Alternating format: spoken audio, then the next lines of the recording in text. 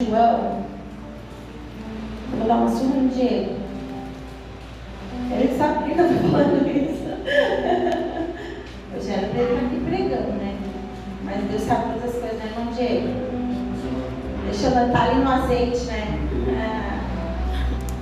João, capítulo 14, versículo 6. Deus colocou uma palavra no meu coração, uma palavra simples, irmãos. Mas é uma palavra para a igreja mesmo, para nós hoje. Para a gente se situar, às vezes, e eu sou uma pessoa que, pela misericórdia de Deus, eu posso falar um pouquinho de fé, porque hoje mais uma vez nós agimos pela fé. E eu queria que você, antes da gente ler o versículo, que você parasse e pensasse um pouquinho comigo. Você já parou para pensar qual é a tua fé? No que é a tua fé? Qual é o tamanho da tua fé? Qual é a medida da tua fé? Em quem que você tem fé? Principalmente em quem que está depositada a tua fé? Você já parou para pensar e meditar sobre isso? João capítulo 14, 6 disse assim: Disse-lhes Jesus, eu sou o caminho e a verdade e a vida, e ninguém vem ao Pai senão por mim. Irmãos, você sabe quem é que está dizendo aqui? Não é João que está dizendo isso, é Jesus que está dizendo isso. Olha, eu sou o único e suficiente Salvador. Eu sou o único. Grava bem essa palavra no coração de vocês. Único, não tem outro.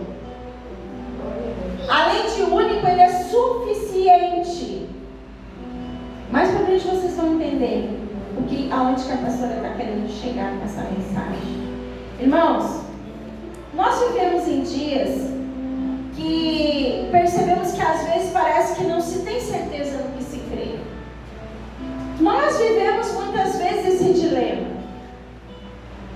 Nós não vivemos esse dilema muitas vezes, porque se nós conseguimos entender a dimensão e o tamanho do Deus que disse que Ele é o único e suficiente, nós não teríamos crises existenciais de fé como a gente tem na nossa vida de vez em quando. Não teríamos dúvidas. E hoje a gente vive num momento em que as pessoas estão cada vez mais se afastando disso, se afastando dessa certeza e deixando dúvida entrar no coração, deixando outras coisas. E aí você pergunta, por exemplo, se você vai falar com uma pessoa fora da igreja, você vai perguntar assim, no que você crê?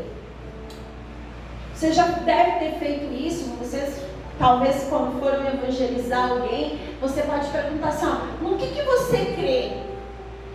E aí a pessoa olha para você e diz, olha, eu creio em Jesus, eu também creio na força da natureza, eu creio no signo, eu creio em A, em B, em C, enfim, essa pessoa ela pode dizer que crê em várias coisas. E como se... Por quê? Porque para elas, irmãos, não é suficiente dizer que ela crê só em Jesus. Não é suficiente apenas Jesus. Vocês estão entendendo aonde que eu estou querendo chegar? Para as pessoas hoje não é suficiente elas dizerem assim, eu creio só em Jesus. Porque daí vai vir a dúvida, peraí um pouquinho, mas será que se eu creio só em Jesus, só em Jesus vai dar certo? Será que eu não tenho que crer também em outra coisa? Será que eu não tenho que todo dia dar uma olhadinha no meu signo para ver o que vai dizer lá? Eu creio que aqui dentro ninguém faz isso, né?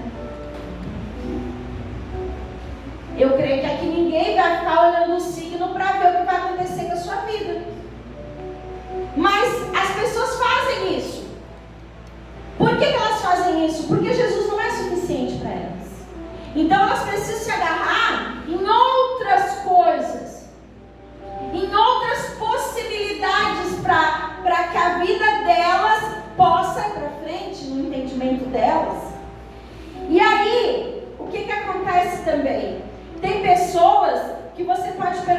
quê? Olha, você vai perguntar essa mesma coisa e a pessoa já vai, primeira coisa saltar, eu não gosto de religião.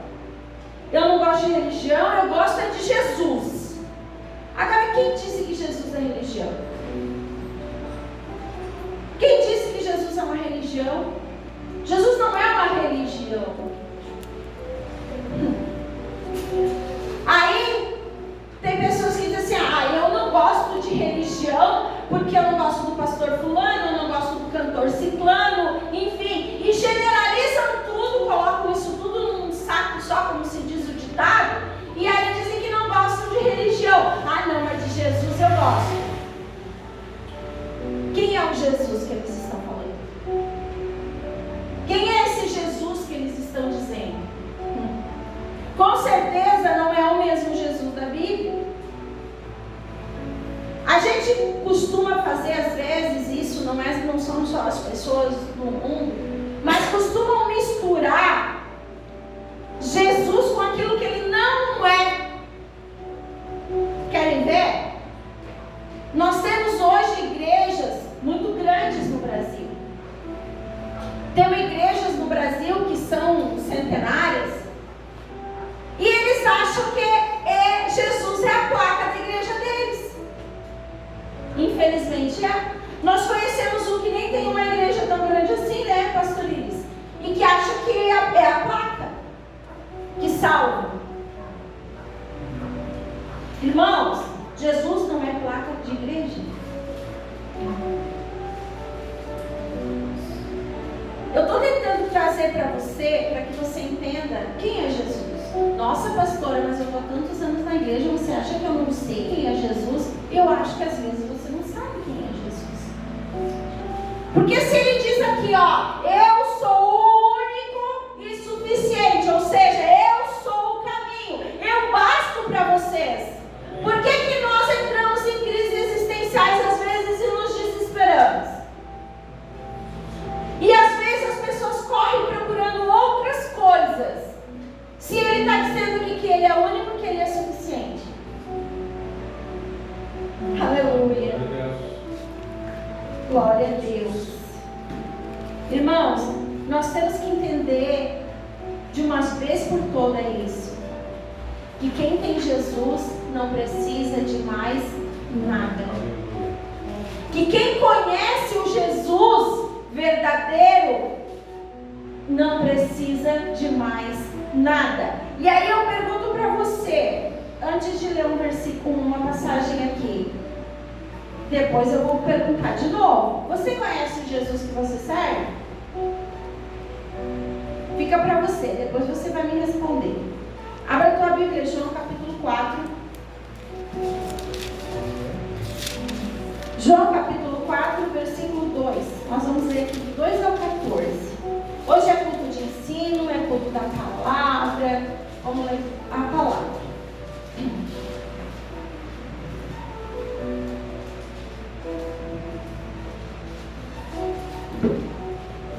Jesus deixou a Judéia. Desculpa, ainda tem barulho de folhinha, né? João capítulo 4, versículo 2. Jesus deixou a Judéia e foi outra vez para a Galileia. E era-lhe necessário passar por Samaria. Foi, pois, a uma cidade de Samaria chamada Sicar, junto da herdade que Jacó tinha dado ao seu filho José. E estava ali a fonte de Jacó. Jesus, pois, cansado do caminho, assentou-se assim junto da fonte. Era isso quase a hora sexta. E veio uma mulher de Samaria tirar água. E disse-lhe, dá-me de beber? Porque os seus discípulos tinham ido à cidade comprar comida. Disse-lhe, pois, a mulher samaritana, como sendo tu judeu, me pedes de beber a mim, que sou mulher samaritana? Porque os judeus não se comunicavam com os samaritanos. Jesus então respondeu, se tu conheceras o dom de Deus, e quem é o que te diz, dá-me de beber, tu lhe pedirias e ele te daria água viva. Disse-lhe a mulher, Senhor, tu não tens com que tirar, e o poço é fundo. onde, pois, tens a água viva? És tu maior do que o nosso pai Jacó, que nos deu o poço, bebendo ele próprio dele e os seus filhos e o seu gado? Jesus respondeu e disse-lhe: qualquer que beber dessa água tornará a ter sede. Presta atenção agora. Mas aquele que beber da água que eu lhe der, nunca terá sede. Porque a água que eu lhe der se fará nele uma fonte de água que salte para a vida eterna. Aleluia. Aleluia. Irmãos, você pode acreditar no que você quiser, mas daqui a pouco você vai ter sede novamente. Agora, se você acreditar no Senhor, se você colocar a tua fé no Senhor, você não vai ter sede. Aí eu quero perguntar para vocês de novo. Você conhece o Jesus que você serve? Você conhece o Jesus que você serve? Você conhece o Jesus que você serve? Eu não ouvi amém. Esse é o Jesus, ele está aqui. E ele só vai se revelar para você por aqui. Porque ele é a palavra. E a água que salta está aqui dentro. Para saltar dentro de você. Para fluir dentro de você. E para que você se alimente toda vez que você sentir sede. Irmãos, presta atenção. Não tem como você dizer que conhece Jesus se você não conhece a palavra.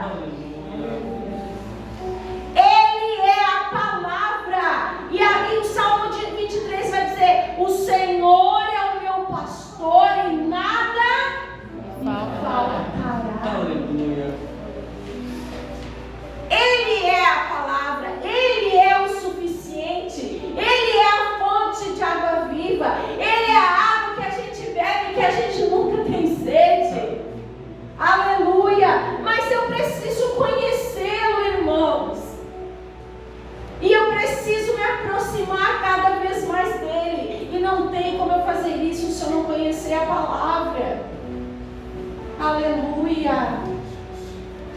Quem tem Jesus tem a vida plena, tem salvação, tem alegria, tem problemas, tem ofensa, tem tudo. Pensaram que era só o que era bom? Não!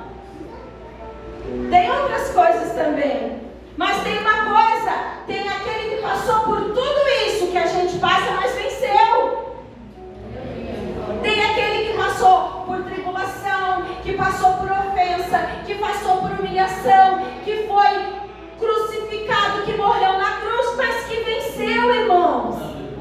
Aleluia. E tem tudo para nos ensinar como vencer também.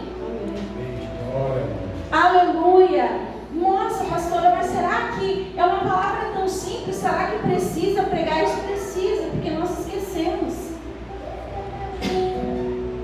Nós esquecemos que Ele é o suficiente da nossa vida. Nós nos esquecemos, sabe quando que nós nos esquecemos? Quando a gente começa a olhar para a tribulação, quando a gente começa a olhar para a dor, quando a gente começa a olhar para o problema, quando a gente começa a olhar para a nossa limitação humana. Não olha para isso, olha para Jesus. Não olha para nós como limitados e humanos, olha para Jesus. Ele não é limitado. Ele tem um rio de água viva que flui para você. É nele que você tem que colocar a sua fé. É ele que vai te sustentar. Então por que nós paramos de conhecê-lo, de se aproximar dele? Por que nós paramos de ler a palavra? Por que nós paramos, irmãos? Se ele tem tudo para nós, ele tem a receita, ele tem tudo, está aqui. Aleluia. Paulo, ele compreendeu isso. Se existe uma pessoa que compreendeu, esse foi Paulo. 2 Timóteo 1:12 vai dizer assim, ó: por cuja causa padeço também isto, mas não me envergonho, porque eu sei em quem eu tenho crido. Aleluia. E estou certo de que é poderoso para guardar o meu depósito até aquele dia. Aleluia. Paulo, ele dizia com ousadia: eu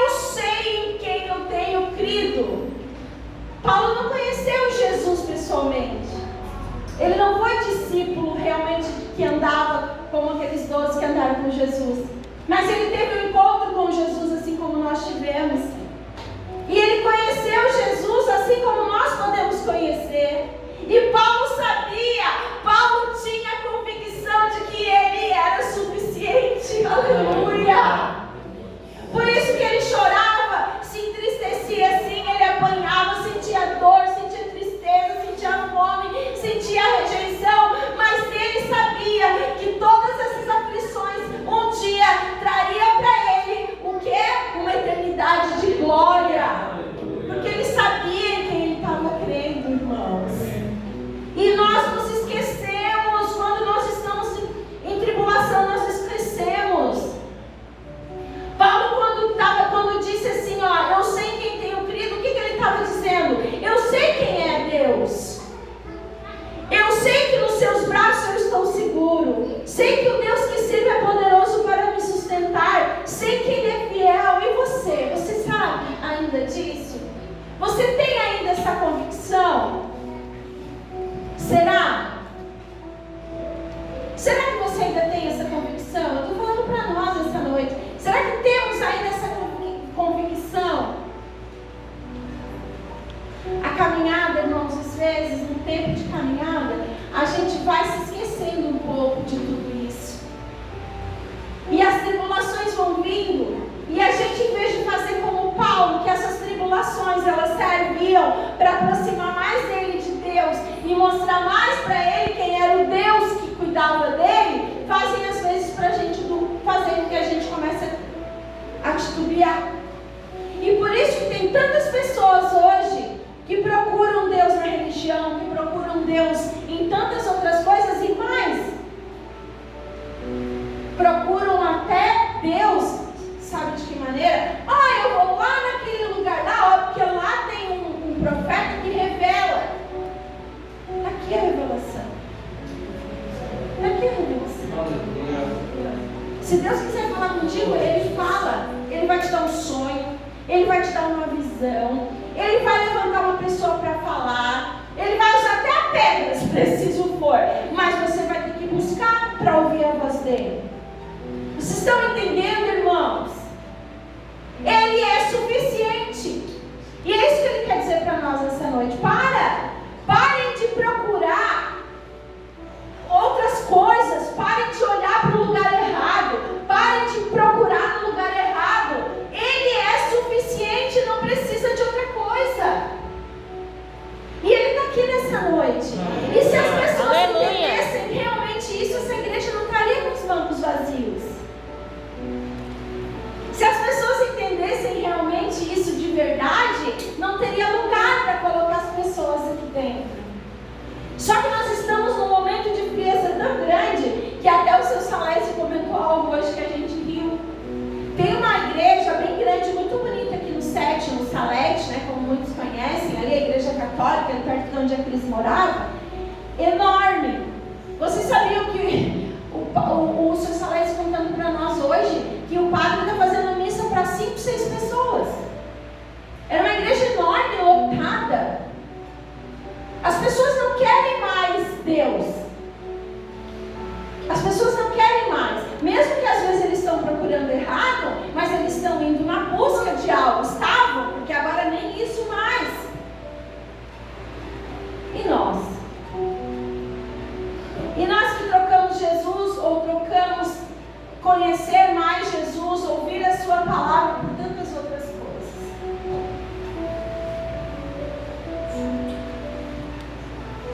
Se você souber realmente em quem você crê, nós podemos então começar a entender as coisas que nós passamos.